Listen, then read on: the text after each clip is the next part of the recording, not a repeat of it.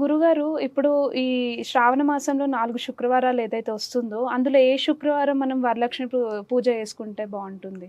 తప్పకుండా మంచి ప్రశ్న వేశారు తల్లి. ఈ యొక్క శ్రావణ మాసంలో ఉన్నటువంటి 4 శుక్రవారాలలో హ్మ్.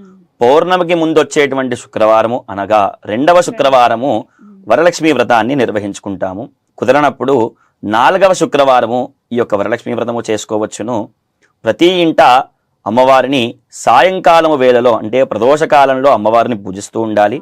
ముఖ్యంగా ఏ సువాసిని ఇంటైతే ఈ యొక్క వరలక్ష్మి వ్రతం జరుగుతుందో అక్కడ అమ్మవారు సంచరిస్తూ ఉంటుంది.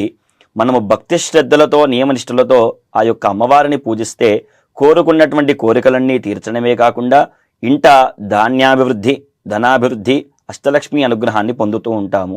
సో ఎలాంటి శ్లోకం మనము చెప్తే అమ్మవారి యొక్క అనుగ్రహం మనం పొందుతాం? తప్పకుండా మంచి ప్రశ్న వేశారు. ఇప్పుడున్నటువంటి కాలమాన ప్రకారములో వరలక్ష్మి వ్రతాన్ని ఆచరించేటప్పుడు అందరూ కూడా పురోహితులను పిలుచుకునే చేసుకునే అంత లేనివారు సులభముగా ఇంట్లో తన యొక్క దేవాలయ గృహమునందు అమ్మవారిని సిద్ధము చేసుకొని కలశస్థాపన చేసి పసుపు గౌరితో పూజించడం వల్ల అమ్మవారి యొక్క అనుగ్రహాన్ని పొందుతాము.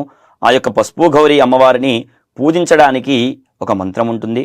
ఆ యొక్క మంత్రాన్ని పఠిస్తూ ఈ యొక్క అమ్మవారిని పూజ చేస్తే పరిపూర్ణమైనటువంటి లక్ష్మీ అనుగ్రహాన్ని పొందుతాము. ఆ యొక్క మంత్రాన్ని మీ అందరికీ కూడా చెప్తాను. ఆ యొక్క మంత్రంతో మీరు అమ్మవారిని పూజించడం వల్ల అష్టైశ్వర్యాలన్నీ కూడా తులుతూగుతాయి.